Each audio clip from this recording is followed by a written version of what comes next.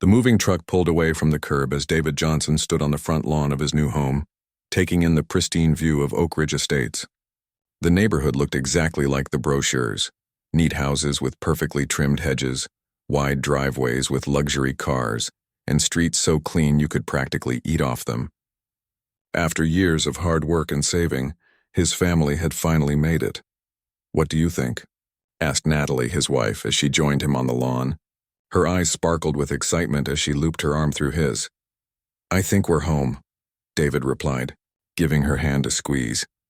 The Johnson family had spent months searching for the perfect place to settle down.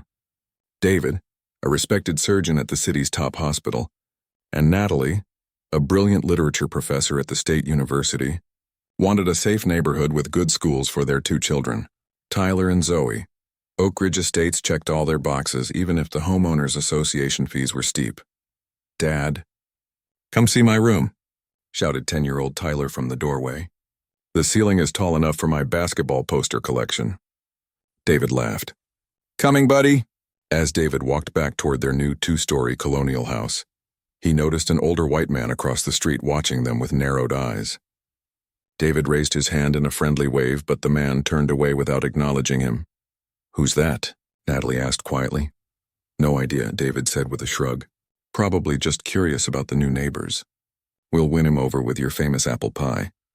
Inside, boxes were stacked in every room. 14-year-old Zoe was already organizing her books alphabetically on the built-in shelves in her room. "Mom, Dad, this window seat is perfect for reading. I can see the whole neighborhood from here." The family spent the rest of the day unpacking essentials and ordering pizza for dinner, which they ate sitting cross-legged on the living room floor. "To new beginnings," David said, raising his paper cup of soda and a toast. "To new beginnings," the family echoed, clinking their cups together. 3 houses down the street, Harold Winters put down his binoculars and picked up his phone. "Carol, it's Harold. You won't believe who just moved into the Miller's old house." He paused, listening to the question on the other end. "Yes, they're different from our usual residents. I'm calling an emergency HOA board meeting tomorrow. We need to discuss how to handle this." Harold had been president of the Oak Ridge Estates Homeowners Association for 15 years. During that time, he'd maintained what he called the character and quality of the neighborhood with an iron fist. No basketball hoops in driveways, no garage doors left open, no unapproved paint colors or landscaping changes. He took pride in the fact that property values in Oak Ridge had only gone up during his tenure, and he intended to keep it that way. The next morning, David woke early for a jog around the neighborhood. The sun was just rising, casting a golden glow over the manicured lawns and elegant homes. He wanted to get familiar with his new surroundings before starting his job at the hospital next week. As he rounded a corner, he noticed a small gathering in what appeared to be a community park. 5 or 6 older residents were huddled together, coffee cups in hand. Their conversation stopped abruptly when they spotted him. "Good morning," David called out cheerfully as he jogged past. A few mumbled greetings in return, but most just stared. When he returned home, slightly winded but refreshed, Natalie was in the kitchen unpacking dishes. "How was your run?" she asked. "Beautiful neighborhood," David replied, grabbing a bottle of water from the fridge. "Met a few neighbors. Well, sort of. They seemed reserved. It's a weekday morning. They probably had places to be," Natalie reasoned. "We should host a small get-together once we're settled. Nothing fancy, just cookies and coffee to introduce ourselves properly." "Great idea," David agreed. "Speaking of settling in, I better get these bookshelves assembled before the kids wake up." Later that afternoon, while David was struggling with furniture assembly instructions, the doorbell rang. Natalie answered to find a thin woman with perfectly styled silver hair standing on their porch, holding a folder. "Hello, I'm Patricia Green, secretary of the Oak Ridge Estates HOA," she announced without smiling. "I've brought your welcome packet and a copy of our community guidelines. You'll want to review them carefully." "Thank you," Natalie said warmly. "Would you like to come in for coffee?" "We're still unpacking, but—" "No, thank you," Patricia interrupted. "I just wanted to make sure you received these right away. Our president, Mr. Winters, is very particular about compliance from day one." Patricia's eyes darted past Natalie into the house, taking quick inventory of the moving boxes and furniture. "Your garbage bins should be stored out of sight except on collection days. which are Thursdays, she added, pointing to the bin still sitting near the garage. And your mailbox needs to be the approved model. The previous owners apparently switched to a non-regulation one. Oh, we didn't know, Natalie began. It's all in the guidelines, Patricia said crisply, tapping the thick binder she'd handed over. There will be an HOA meeting next Tuesday evening at the community center. All homeowners are expected to attend. With that, she turned on her heel and walked briskly down the path to the street, where a man, the same one David had noticed watching them the day before, was waiting in an idling car. Natalie closed the door and leaned against it, the heavy binder clutched to her chest. Who was that? David called from the living room. HOA welcoming committee, Natalie replied, joining him. Though welcoming might be a stretch. She dropped the binder on the coffee table and flipped it open. Page after page of rules, regulations, and restrictions filled the 3-inch thick binder. Wow, David whistled. They're serious about their guidelines. Apparently our mailbox is wrong, and we need to hide the garbage bins, Natalie said, skimming the first page of rules. David looked up from his half-assembled bookshelf. That's it? We can handle that. I hope so, Natalie murmured, still flipping through pages. There's a lot more here. At the local coffee shop a few blocks away, Harold Winters addressed the emergency HOA board meeting he'd called. We need to be vigilant, he told the 5 other board members seated around the table. The character of our community is at stake. They seemed nice enough when I dropped off the guidelines, Patricia offered. The wife is very well spoken. Of course she is, she's a professor, Harold snapped. That's not the point. What exactly is the point, Harold? Asked Robert Chen, the newest and youngest board member. They're a professional couple with children. Isn't that exactly the kind of family we want in Oak Ridge? Harold's face flushed. The point is maintaining our standards. I've done some research. He's a surgeon and she teaches at the university. They can afford to be here. But will they maintain their property to our standards? Will they understand our community values? You mean, will they be too black for your liking? Robert asked quietly. A tense silence fell over the table. That's uncalled for, Harold finally said, his voice tight. I'm simply concerned about property values and neighborhood cohesion. I'm Chinese American, Harold. I know coded language when I hear it, Robert replied. This has nothing to do with, Harold began. I think we should give them a chance, interrupted Mary Williams, the board treasurer. Like any new residents, they'll need time to adjust to our guidelines. Fine, Harold conceded, though his expression remained hard. But I'll be watching closely. The first violation and we act decisively, agreed? Most of the board members nodded, though Robert crossed his arms and leaned back in his chair. Then this meeting is adjourned, Harold declared, gathering his papers, and not a word about this to anyone. We don't need trouble. As the board members dispersed, Harold remained at the table staring into his cold coffee. The neighborhood had been his pride and joy for decades. He'd worked too hard and too long to maintain its special character to see it change now. He would find a way to protect Oak Ridge Estates. One way or another, 2 weeks after moving in, the Johnson family was settling into a routine. David had started his new position at the hospital. Natalie was preparing for the fall semester, and the kids were enjoying the neighborhood pool during their last days of summer vacation. But something felt off. David first noticed it when he was mowing the lawn on Saturday morning. He'd carefully measured the grass height according to the HOA guidelines. No shorter than 2 inches, no longer than 3. Yet as he pushed the mower across the front yard, he spotted Harold Winters across the street with a camera, seemingly photographing his house. When David waved, Harold quickly turned away. Later that afternoon, a bright yellow notice appeared on their front door. Violation. Improper lawn maintenance. Grass exceeds maximum height in northwest corner of property. Correction required within 48 hours to avoid fines. David walked to the corner of his yard and knelt down, measuring with the ruler he'd brought outside. The grass was exactly 3 inches tall, right at the limit but not over. Everything okay? Asked Natalie, joining him outside with 2 glasses of lemonade. David handed her the yellow notice. According to this, our grass is too tall. Natalie frowned. But you just cut it. Exactly, David said, taking a long sip of his lemonade. And I measured carefully. They both looked around at neighboring yards. Across the street, the Thompsons' grass was clearly taller than theirs. 2 doors down, the Wilsons had bare patches and weeds sprouting. Notice how there are no yellow tags on their doors? David pointed out. Natalie sighed. Maybe it's just a mistake. I'll cut this corner a little shorter and we'll move on. But it wasn't a mistake. And it wasn't the last notice. Over the next 3 weeks, yellow violation tags appeared regularly. Garbage bin visible from street outside of collection. Hours. Unapproved wind chimes on back. Porch. Children's bicycles stored on front. Porch. Unauthorized flower pots on front. Steps. Terracotta not on approved materials list. Each time, David and Natalie fixed the issue immediately, sometimes staying up late to ensure compliance. Meanwhile, they couldn't help noticing similar violations at other homes that went unaddressed. "This is getting ridiculous," David said one evening, crumpling up the latest notice. This one complaining about the shade of blue chalk their children had used on the driveway. "I'm going to talk to this Winters guy directly."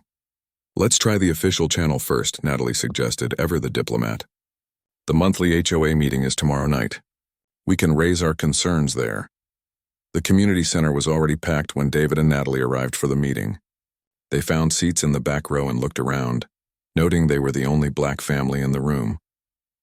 Harold Winters sat at a table at the front, flanked by other board members. His gaze lingered on David and Natalie for a moment before he called the meeting to order. The first 40 minutes covered routine business, landscaping contracts, pool maintenance schedules, and upcoming community events. Finally, Harold opened the floor for resident concerns. David raised his hand and was the last person called upon. "Hello, everyone," he said, standing up. "I'm David Johnson. My family and I moved in last month. We've received several violation notices that seem unusual. For example, we were cited for grass being too tall immediately after mowing it to the specified height. A few neighbors turned to look at them with curiosity. We've also been cited for items that other homes in the neighborhood have without issue," David continued. "I'm wondering if there's a specific inspection process or if it's more selective enforcement." Harold's face tightened. "Mr. Johnson, we take pride in maintaining high standards in Oak Ridge Estates. If you've received violation notices, I assure you they were warranted." "With all due respect," David replied, "I measured our grass personally. It was exactly 3 inches, which is within guidelines." Harold shuffled some papers. "Perhaps your measuring tool was inaccurate. Our compliance officer uses professional equipment." "Who exactly is the compliance officer?" Natalie asked. "I am," Harold replied curtly. "As president, I take personal responsibility for maintaining our standards." An older woman in the front row turned around to look at David and Natalie. She had kind eyes that crinkled at the corners. "Moving on," Harold announced before David could respond. "Any other new business?" After the meeting, as people filed out, the older woman approached them. "I'm Eleanor Reynolds," she said warmly, extending her hand. "Retired judge, current busybody according to my grandchildren. Welcome to Oak Ridge." "Thank you," Natalie replied, shaking her hand. "It's nice to meet a friendly face." "Don't mind Harold," Eleanor said quietly. "He's been running this place like his personal kingdom for too long. Not everyone agrees with his methods, we've noticed," David said dryly. Eleanor glanced around and lowered her voice. "Come by for coffee sometime. House with the blue shutters on Maple Drive. I've lived here for 20 years and might have some insights." As she walked away, Harold approached, his thin smile not reaching his eyes. "Mr. and Mrs. Johnson, I hope you understand that our guidelines exist for everyone's benefit. Property values in Oak Ridge are among the highest in the county precisely because we maintain strict standards. We understand the importance of community standards," Natalie replied smoothly. "We just want to ensure they're applied equally." Harold's smile faltered slightly. "I inspect all properties with the same attention to detail. Now, if you'll excuse me, I have more business to attend to." As they walked home under the streetlights, David took Natalie's hand. "That went well," he said sarcastically. "Did you notice how no one else backed him up?" Natalie pointed out. "And Eleanor seemed genuinely nice. One potential ally," David mused. "Let's see if there are more." The next morning, David found 2 new violation notices on their door. Unauthorized gathering on front lawn. Residents observed congregating after 9 p.m. Light fixtures emit excessive brightness. Must be replaced with approved models within 7 days. "This is getting absurd," David muttered, showing the notices to Natalie at breakfast. "We were standing on our own lawn talking after the meeting, and these are the same light fixtures that were here when we bought the house." Natalie looked troubled. I think we should visit Eleanor. She offered insights, and we could use some right now. That afternoon, they stopped by Eleanor's charming house with the blue shutters. She welcomed them with fresh cookies and coffee on her screen porch. I was hoping you'd come, she said, settling into a wicker chair. I saw those ridiculous notices on your door this morning during my walk. So it's not just us noticing? David asked. Eleanor snorted. Hardly. Harold's always been strict, but he's getting worse. The thing is, most people are too afraid to speak up. They worry about becoming his next target. Has he always been this way? Natalie asked. He's always been controlling, Eleanor explained. But it's gotten more pronounced in recent years as the neighborhood has started to change. We've had more diverse families move in, the Chens, the Patels, the Rodriguez family, and Harold seems to take personal offense. So it is about race, David said quietly. Eleanor sighed. I can't prove what's in his heart, but I can tell you what I see. The families that get the most violations share one common feature. They don't look like Harold. What can we do? Natalie asked. Document everything, Eleanor advised. Take photos, keep records of all notices, and compare with neighbors. Harold's careful not to put anything explicitly discriminatory in writing, but patterns tell a story. We've already started a file, David said. Good. Eleanor nodded. Also, build relationships with your neighbors. Harold thrives on isolation, making targets feel alone. Break that isolation. As they thanked Eleanor and prepared to leave, she added one more thing. Be careful.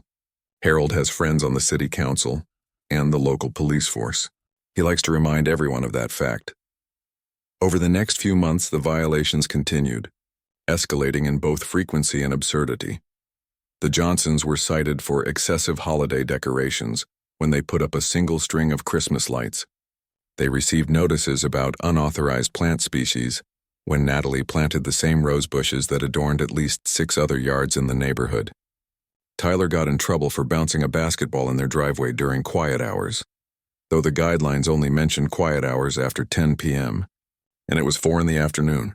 Through it all, David and Natalie remained polite but firm. They corrected legitimate issues immediately and challenged the ridiculous ones in writing. They took Eleanor's advice and began building relationships with neighbors, hosting a small block party that several families attended, though noticeably not those closest to Harold. What they didn't know was that Harold was escalating his campaign, behind the scenes, at a private HOA board meeting, not announced to the community. Harold presented what he called evidence of ongoing non-compliance by the Johnson family. Despite numerous warnings, they continue to violate our standards, he told the board members, showing a folder of photographs. I believe we need to consider more serious measures. What exactly are you proposing? Asked Robert Chen, the board member who had challenged Harold before. The bylaws allow for fines after 3 violations, Harold replied. The Johnsons have accumulated 27, most of which are questionable at best, Robert countered. You cited them for a basketball in the driveway at 4 p.m. That's not in our guidelines. The noise was disruptive, Harold insisted. To whom? You live 3 blocks away, Robert pointed out. Patricia Green, the HOA secretary who had delivered the welcome packet, cleared her throat. Perhaps we should table this discussion until we review the violation reports more thoroughly. Harold's face reddened. I've reviewed them thoroughly. They're valid. Still, Mary Williams, the treasurer, interjected, we should all review them before taking action. Fines are serious business. Fine, Harold snapped. Review them. But mark my words, if we don't take a stand now, others will think they can ignore our standards too. After the meeting, Robert lingered behind, watching Harold storm out to his car. He pulled out his phone and called a number. Eleanor? It's Robert. You were right about Harold targeting the Johnson family. I think we need to meet. Meanwhile, David and Natalie were sitting at their kitchen table after putting the kids to bed, discussing their options. We've tried being cooperative, David said, gesturing to the growing file of violation notices. We've fixed everything they've asked, even the ridiculous stuff. Nothing changes. I spoke with 3 real estate lawyers today, Natalie replied. They all said the same thing. Proving discriminatory enforcement of HOA rules is difficult unless we have explicit evidence. David sighed. And Harold's too careful for that. One lawyer did suggest something interesting, Natalie continued. She said we should request all HOA records, financial statements, meeting minutes, violation notices for all residents. By law, they have to provide them. You think Harold's hiding something? People who abuse power in one way often abuse it in others, Natalie reasoned. It's worth looking into. David nodded slowly. Let's do it.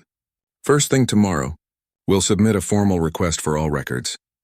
What they didn't know was that their request would set off a chain of events that would shake Oak Ridge Estates to its foundation, and that Harold Winters was already planning his most aggressive move yet.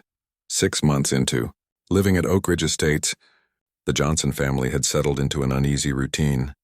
Each morning, David would check the front door for new violation notices before heading to work. The children had learned to pick up their toys immediately after playing outside. Natalie kept a camera ready to document their property's condition daily.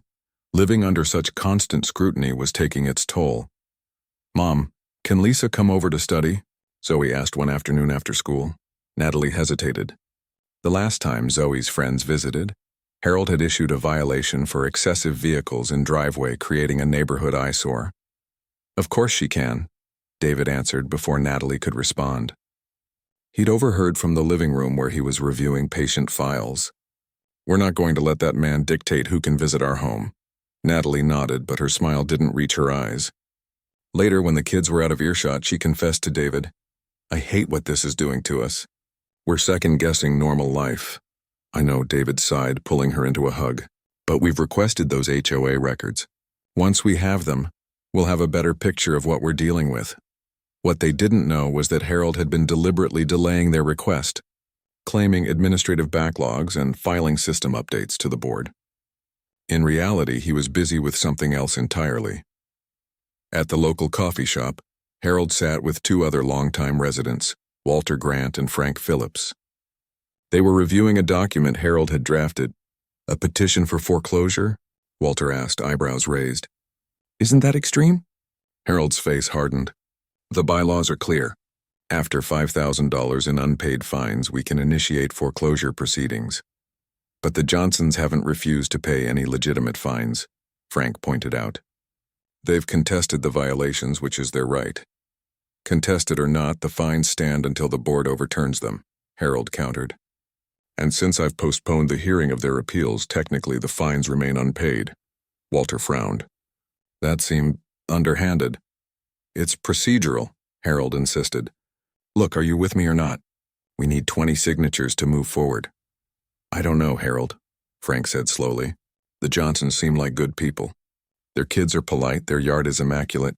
This isn't about their yard. Harold snapped, then quickly lowered his voice when heads turned. This is about maintaining our community standards. If we let them flout the rules, others will follow. What rules have they actually broken? Walter asked. My grandson plays basketball in my driveway all the time. You've never cited me. Harold's jaw tightened. Your situation is different. How? Walter pressed. Harold didn't answer directly. Instead, he gathered his papers. I thought I could count on you both. I see I was mistaken. I'll find others who understand what's at stake. As Harold stormed out, Walter and Frank exchanged troubled glances. He's gone too far this time, Walter murmured. Question is, what are we going to do about it? Frank replied.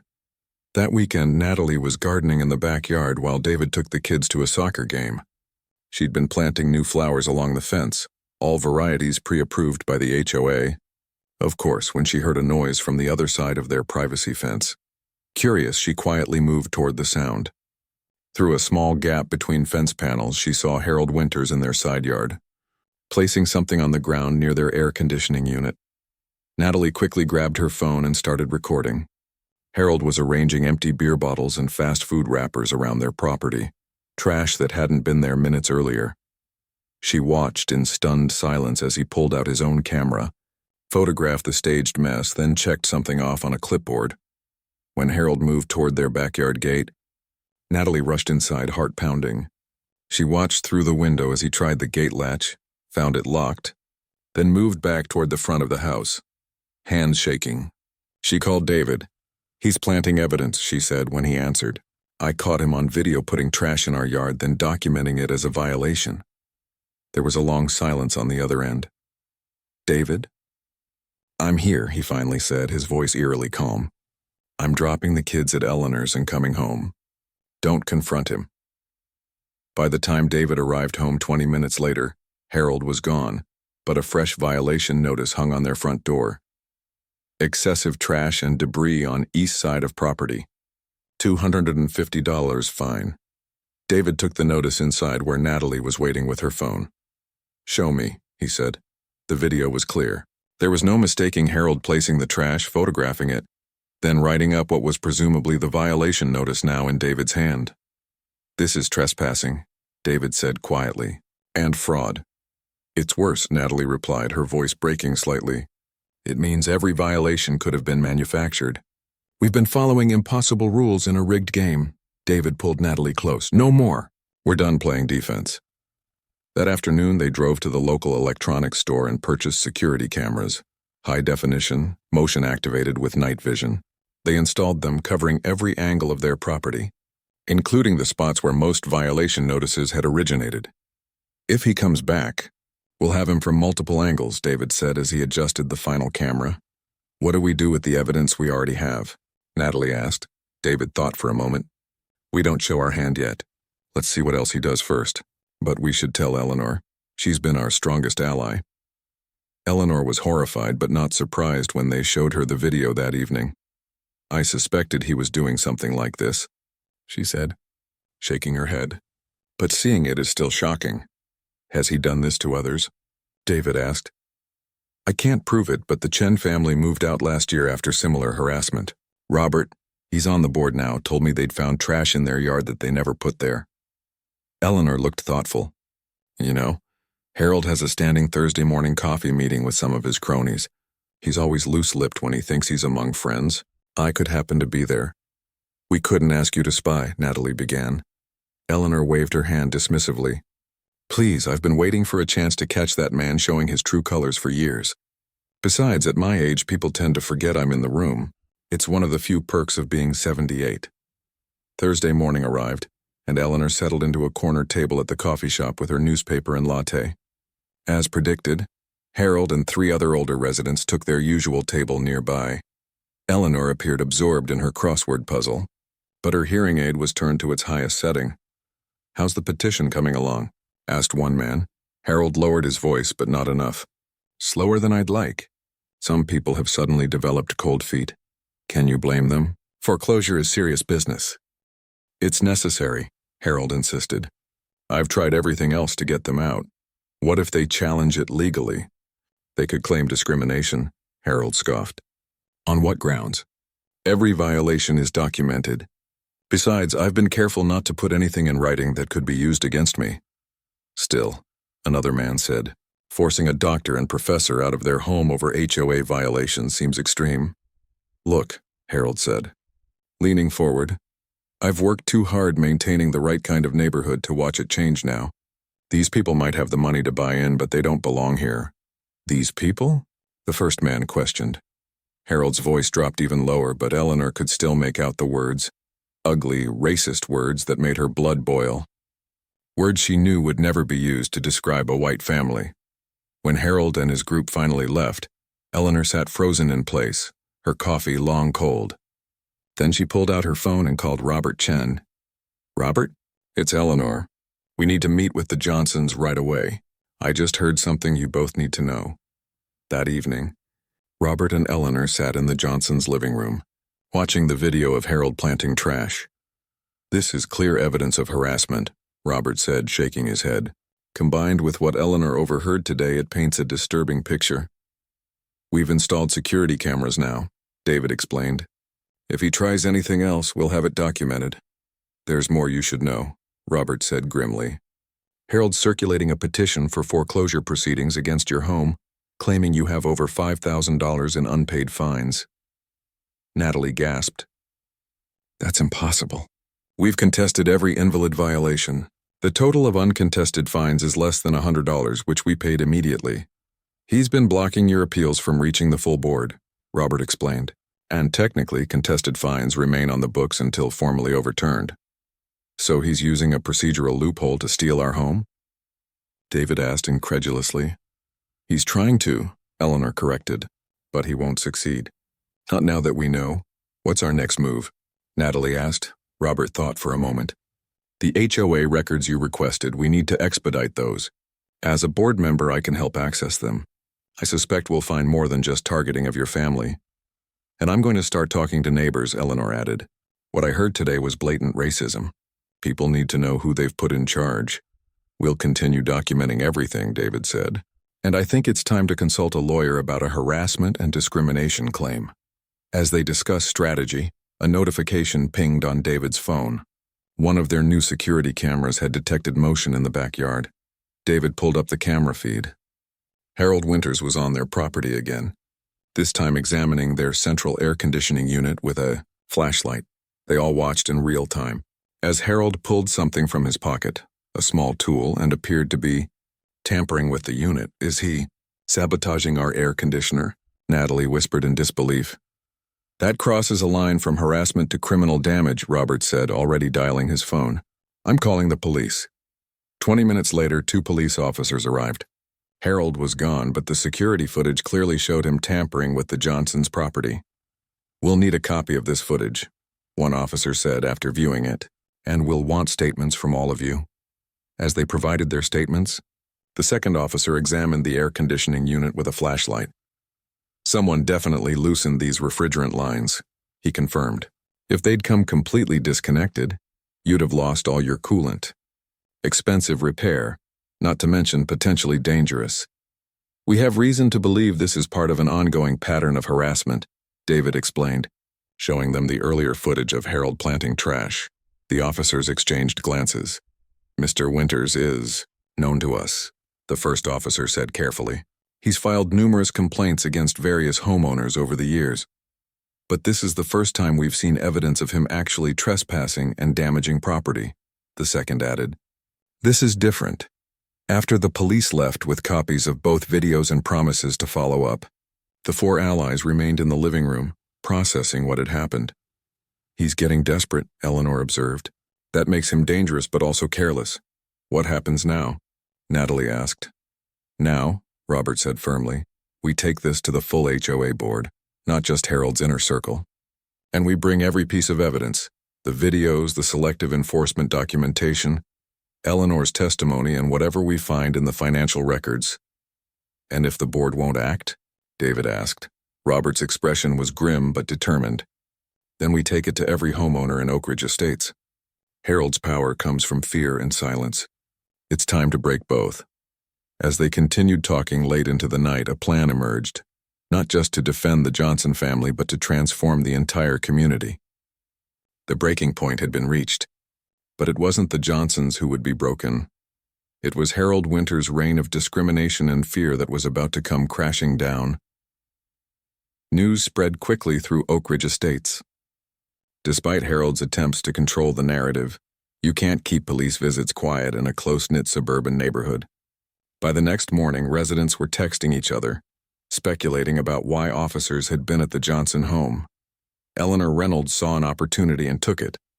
She invited several neighbors for morning coffee and conversation at her house. By 10 a.m., her living room was filled with curious residents. I called this gathering because it's time we faced some uncomfortable truths about our community, Eleanor began, her voice carrying the authority of her years as a judge. For too long, we've allowed fear and silence to rule Oak Ridge Estates. She proceeded to share what she'd witnessed. Harold's harassment of the Johnson family, the security footage of him planting trash and tampering with their air conditioner, and the racist comments she'd overheard at the coffee shop. The room fell silent when she finished. Then Lisa Patel, whose family had received numerous violation notices since moving in 2 years earlier, spoke up.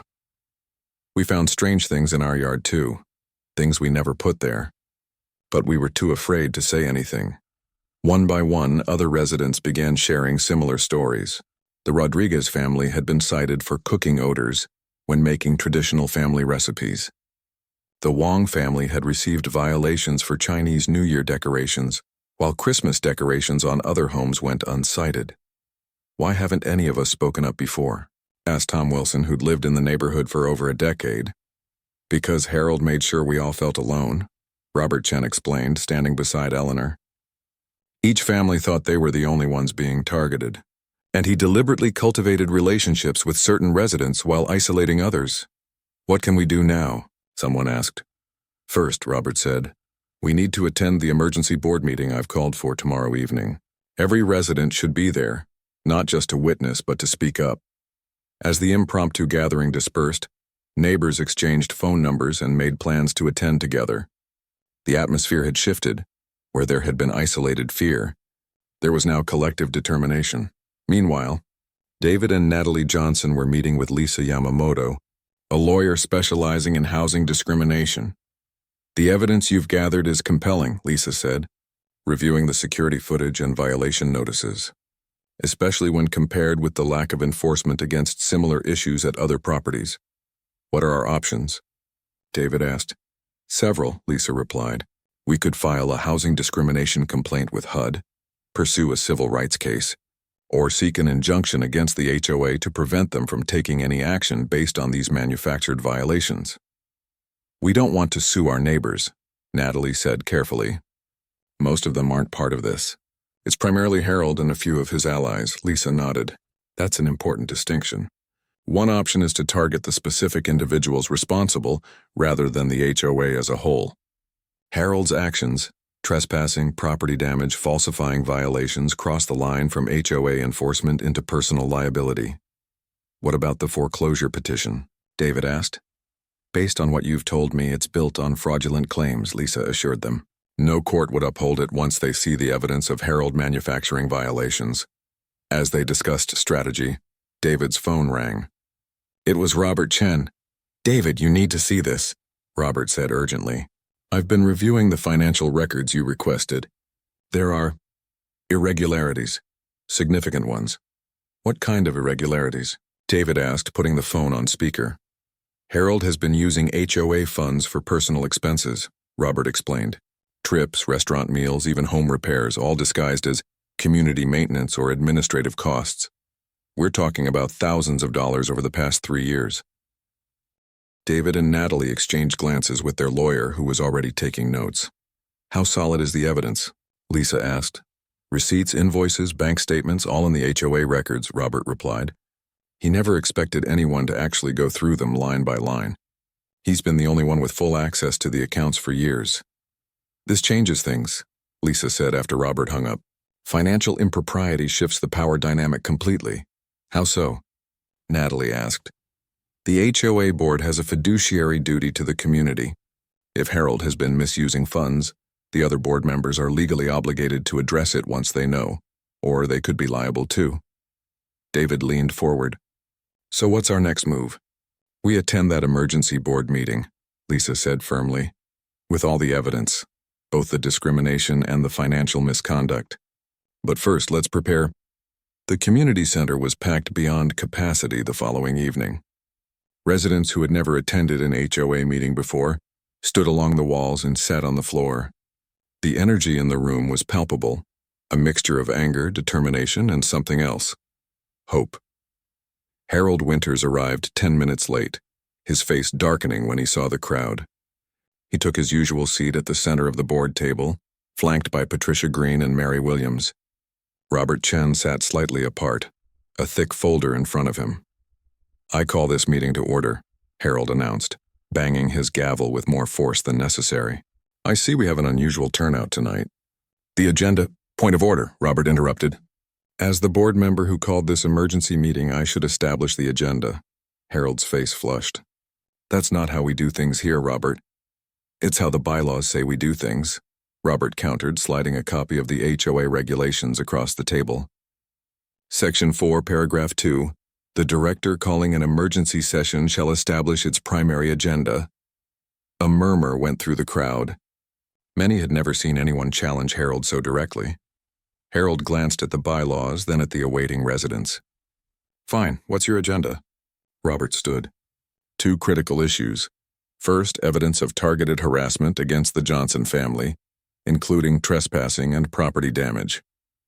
Second, financial discrepancies in the HOA accounts that require immediate investigation. "This is absurd," Harold sputtered. "The Johnsons have received citations for legitimate violations and our accounts are reviewed annually." By your brother-in-law's accounting firm, Robert interrupted. Hardly an independent audit. Gasps and whispers rippled through the audience.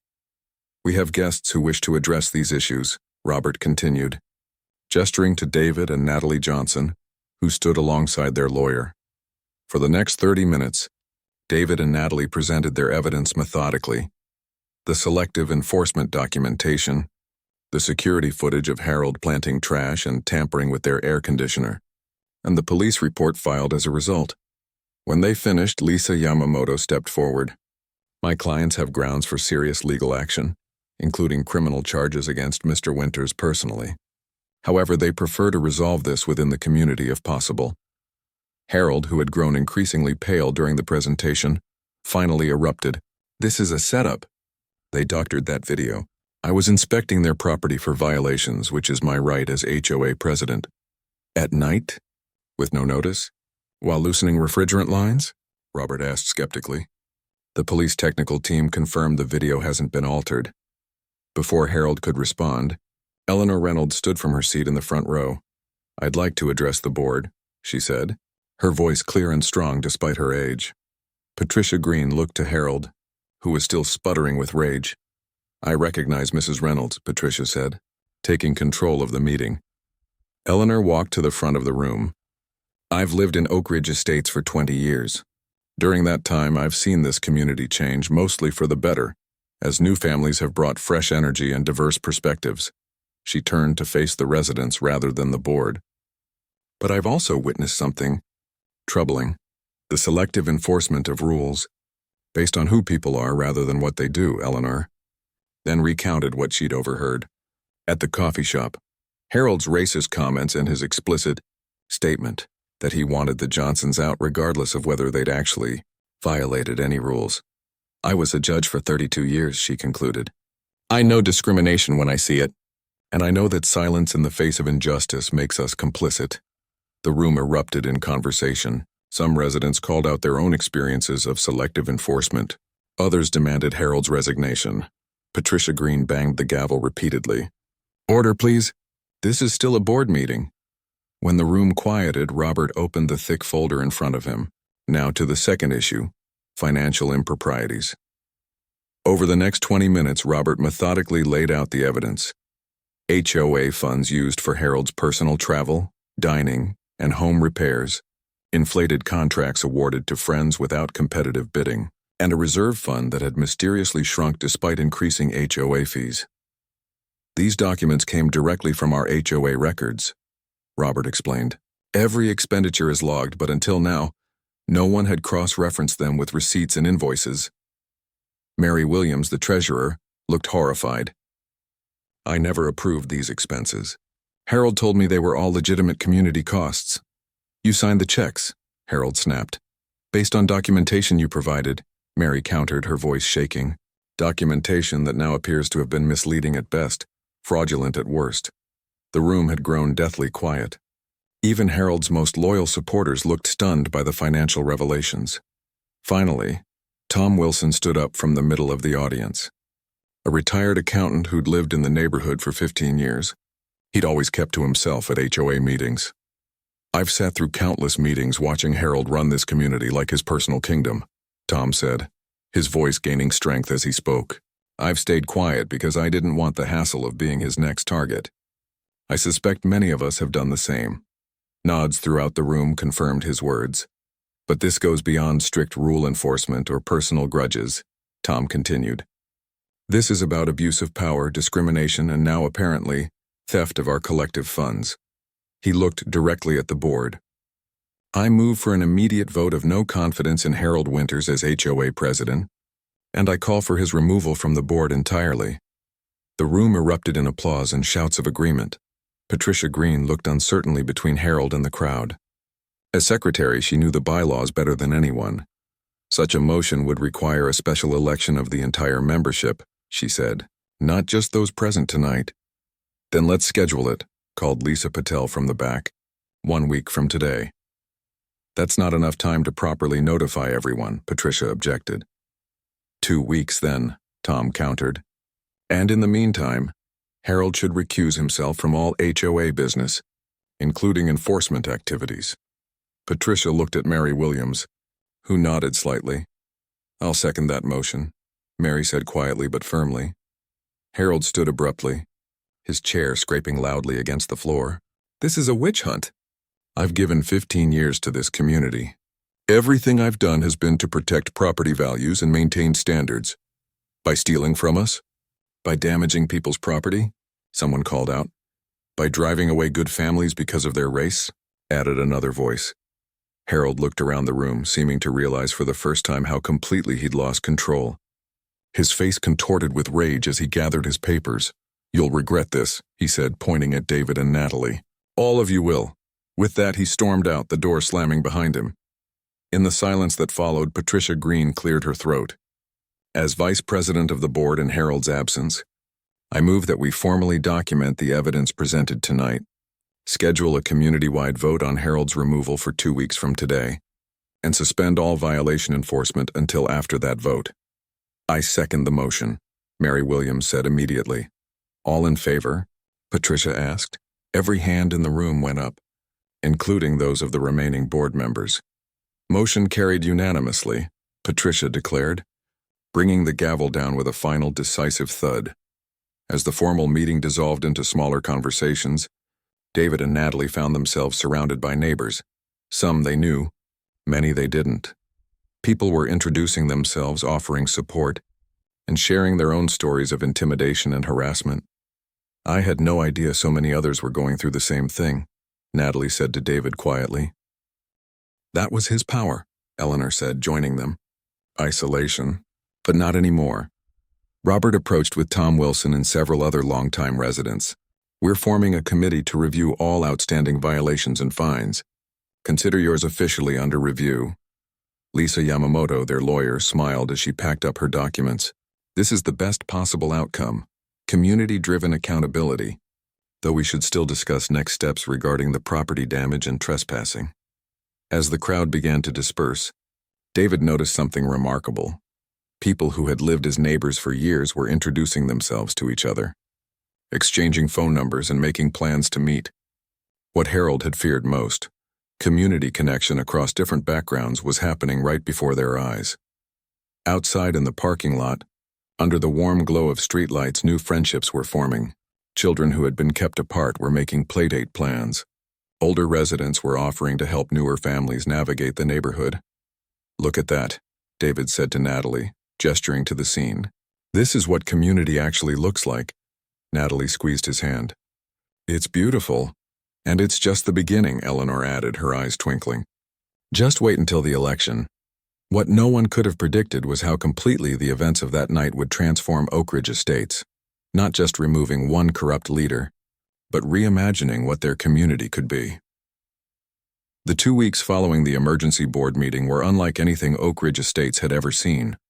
After years of isolation and fear, neighbors were connecting, talking, and planning together for a community they actually wanted to live in. The Johnson family's front yard became an unofficial gathering place. Neighbors would stop by with cookies, casseroles, and stories, so many stories of Harold's petty tyranny over the years. "He cited me for wind chimes," shared Betty Thompson, an elderly woman who had lived in Oak Ridge for 30 years. "Said they weren't on the approved list. They were a gift from my late husband." "Our children weren't allowed to draw with sidewalk chalk," added the Gonzalez family from down the street. He said it cheapened the neighborhood aesthetic. Each story reinforced what David and Natalie had suspected. Harold's enforcement had never been about community standards. It had been about control and, for certain families, prejudice. Meanwhile, the committee formed to review HOA finances made troubling discoveries. Beyond the personal expenses Harold had charged to the association, they found inflated contracts with kickbacks, misappropriated reserve funds, and even a secret bank account. "We estimate he's taken nearly $75,000 over the past 5 years, Robert Chen reported during an informal community meeting held in the park. "We've contacted the authorities. This is well beyond HOA mismanagement. It's embezzlement." The news about the missing money galvanized even Harold's former supporters. People who had been willing to overlook his harsh enforcement or subtle racism drew the line at having their money stolen. But the most remarkable transformation wasn't in the policies or the finances. It was in the spirit of the community itself. One sunny Saturday, a week before the scheduled vote, David was mowing his lawn when he noticed an unfamiliar car pull into his driveway. A middle-aged white couple emerged, looking nervous. "Can I help you?" David asked, turning off the mower. The man stepped forward, extending his hand. "I'm William Lawson. This is my wife, Grace. We owe you an apology." David wiped his hands on his jeans before shaking William's hand. "I'm not sure we've met before." "We haven't," Grace said quietly. "We've lived here for 12 years, but we've kept to ourselves mostly. We were friends with Harold." David tensed slightly but kept his expression neutral. "I see." "No, you don't," William continued, his voice strained. "We believed what Harold told us about you and your family. That you were difficult. That you ignored the rules deliberately. That you were trying to change the character of the neighborhood." He looked down, clearly uncomfortable. "We signed his petition. The foreclosure one." David took a deep breath. Natalie had appeared in the doorway, listening. "Why are you telling us this?" David asked. "Because we were wrong," Grace said, tears in her eyes. "We didn't question what Harold told us. We didn't come meet you ourselves. We just went along with it. And when we saw the evidence at the meeting, the things he did to your family, we're ashamed," William finished, "and we wanted you to know that we've withdrawn our signatures from the petition. Not that it matters now. And we wanted to apologize face to face." David looked at Natalie, who had come to stand beside him. After a moment, she spoke. "Would you like to come in for coffee? We've just made a fresh pot." The surprise on the Lawsons' faces was evident. They had clearly expected anger, not invitation. "We'd like that," Grace said softly. "Very much." That afternoon, two families who had been positioned as enemies by Harold's manipulations discovered they had much in common: a love of gardening, college-aged children, and a shared vision for what Oak Ridge could become. And the Lawsons weren't alone. Throughout the week, other residents who had supported Harold or simply remained silent came forward, some to apologize, others just to introduce themselves properly for the first time. The community was healing, one conversation at a time. Harold Winters, meanwhile, had not gone quietly.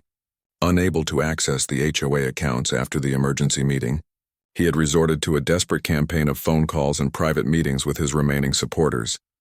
"They're exaggerating the financial issues," he insisted to anyone who would listen. "It's all a witch hunt because I enforce the rules." But his support was crumbling. The evidence was too clear, the stories too consistent. Even longtime allies distanced themselves as news of the police investigation into the financial improprieties spread. 2 days before the vote, Harold made one last attempt to salvage his position. He called an unofficial meeting at his home for what he called concerned traditional residents. Only 7 people showed up, a far cry from the dozens he had expected. And among them was Eleanor Reynolds, who had decided to attend to keep an eye on things. Harold was livid when he spotted her. "This is a private meeting, Eleanor." "I'm a resident," she replied calmly. "And I'm concerned. Isn't that the criteria?" Unable to argue with her logic in front of the others, Harold proceeded with his desperate pitch: claims of conspiracy, threats about property values declining, thinly veiled comments about the kind of people who would take over if he was removed. When he finished, there was uncomfortable silence. Then one of his former supporters, Frank Phillips, stood up. "I've heard enough, Harold. I've known you for 15 years, and I never thought you'd stoop to damaging someone's property or stealing from your neighbors." "I didn't," Harold began. "The evidence says otherwise," Frank interrupted. "And even if half of it is true, you're not fit to lead this community. I'm voting for removal tomorrow, and I suggest everyone else does too." One by one, the remaining attendees stood and left, leaving Harold alone with Eleanor. "It's over, Harold," she said quietly, "but it doesn't have to end with criminal charges. Return the money, make amends, and maybe this community can heal, including you." Harold's face hardened. "Get out of my house." Eleanor sighed and stood. "We all built this situation, you know. Everyone who stayed silent, who looked the other way. But you have a choice now about how it ends." She left him alone with those words, hoping they might penetrate, but not particularly optimistic. The day of the vote arrived with an atmosphere of nervous anticipation. The community center was once again filled beyond capacity. Even residents who had never participated in HOA matters turned out.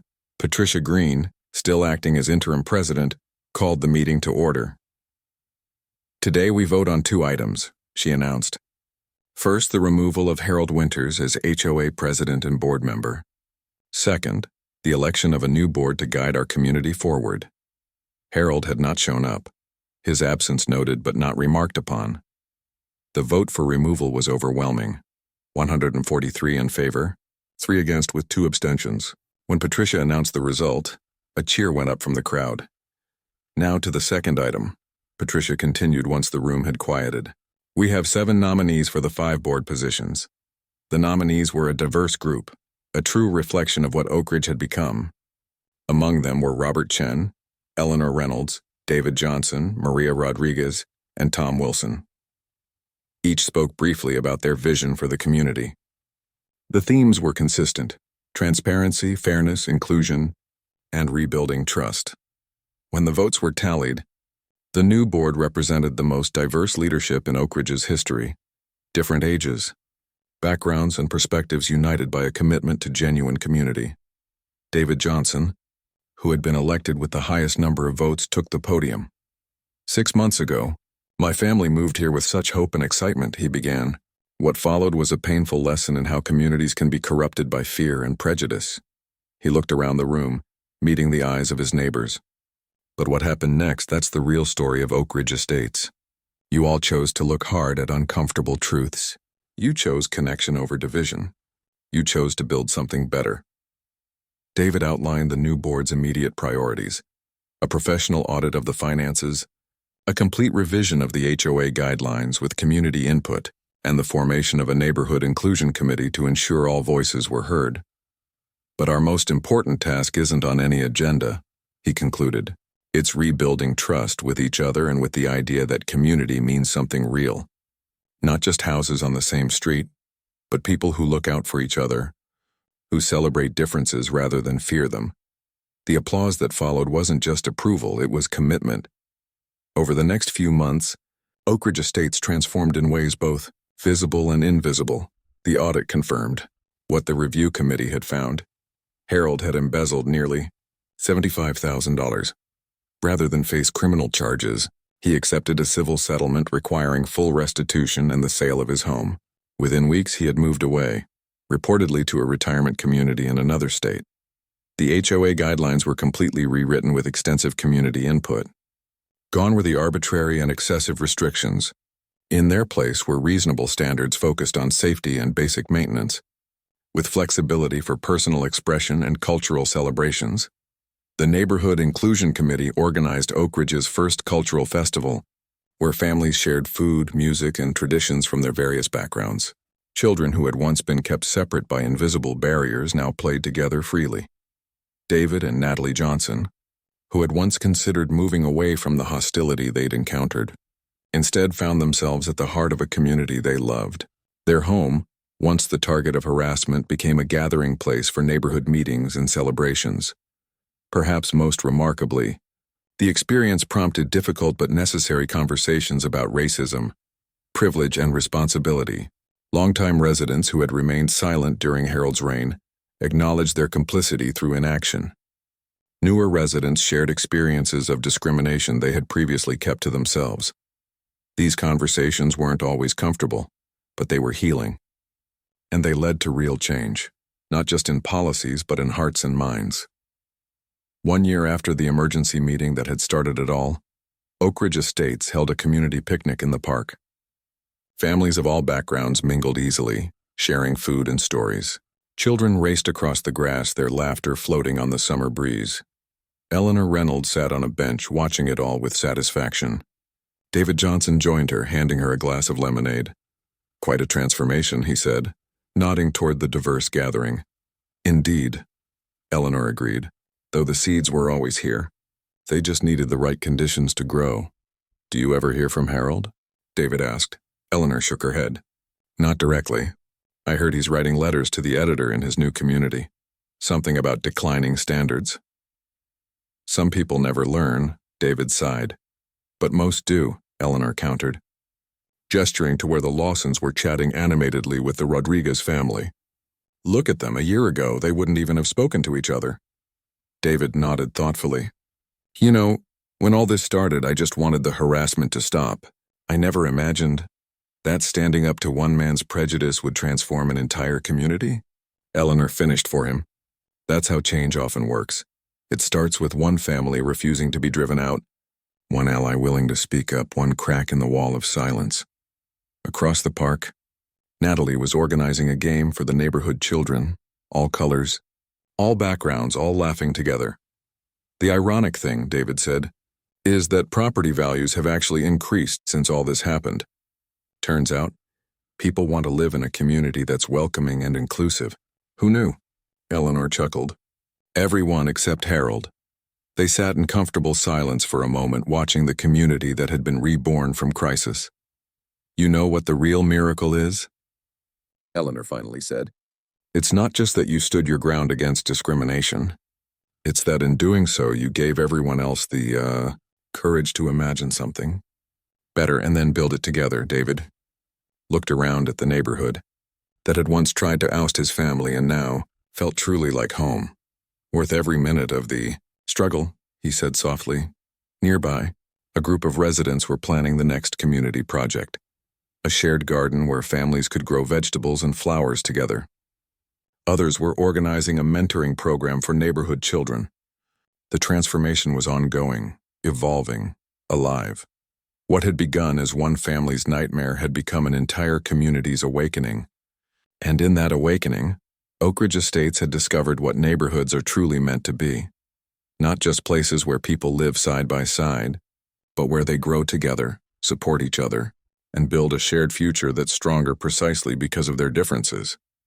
The racist HOA president had indeed tried to oust a black family.